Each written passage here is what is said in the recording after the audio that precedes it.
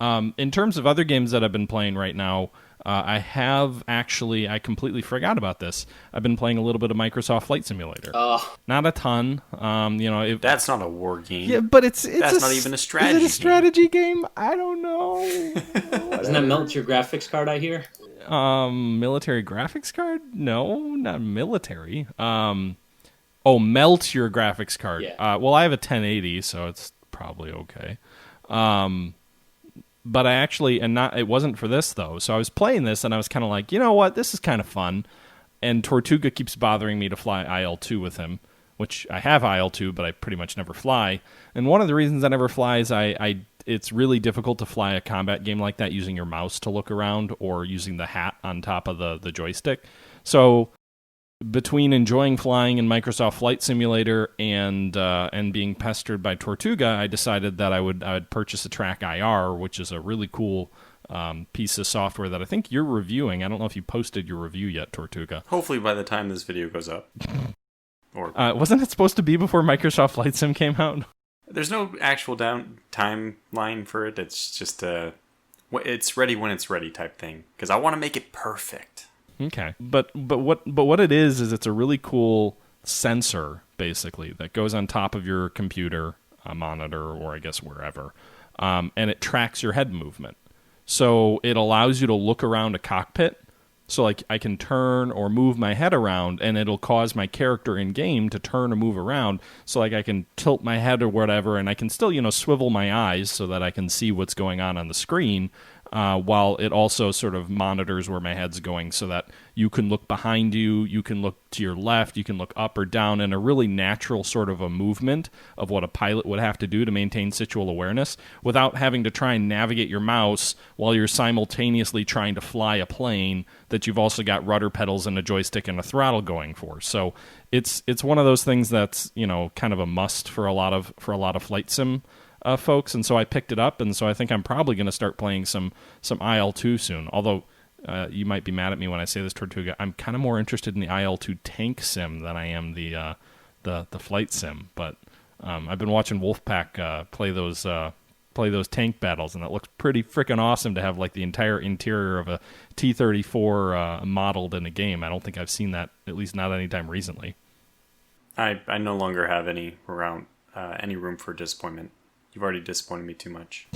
Once I move and get my new office set up, then we can definitely fly. I'm sure of it. I'm kind of curious. Since you've been playing Flight Simulator, have you been doing the thing that everybody's been doing? There's like this, because Hurricane Laura was about to hit the Louisiana coast. Apparently, Flight Simulator, Hurricane Laura is in there because apparently it's modeling all the weather effects of the world or something like that. Yeah, it has a satellite downlink, so basically it sounds cooler when I say it like that. It downloads basically Bing Maps, and then it also takes like real world weather data and puts it into the game. So it's basically, if you turn that on, you can fly with your own weather. Like you can make the weather perfect, which a lot of people are going to do, right? Like if I want to fly somewhere and it's cloudy in real life, it's going to kind of make the experience crappy if I'm trying to look at something on the ground. So you can turn the weather to be whatever you want it to be, but you also have the option to import satellite weather. And so, yeah, I'm sure a lot of people are doing that. A lot of people are flying over their homes. I was flying over my home team's baseball park. I saw the guy who does the World War I, the Great War podcast. He was flying over, he's doing a World War II podcast now, and he was flying out of Henderson Field on Guadalcanal. I've done that. And he was posting pictures of that. I've flown out of Henderson Field too. Nice. So yeah, I mean, it's a fun thing. It's a fun little thing, but the only thing is I can't blow anything up. And it doesn't have a damage model either. So like when I stall, wait till the mods come out. Well, when I stall out and crash into a baseball park by mistake for very obvious reasons, the game doesn't want to show you crashing into stuff and blowing stuff up in the world. So it makes me say I need to go play some IL-2 and drop some bombs and blow up some tank. I would figure Flight Simulator gets boring after a while because, there's only so much stuff that's like, oh, that's nice, and you're like, well. But that's the whole appeal of this one, is that it imports Bing Maps, which is, Microsoft's version of Google Maps. So literally there is satellite data with like 3D textures. Some of it's AI created, a lot of it's AI created based off the data. But it essentially creates a map of everywhere in the world.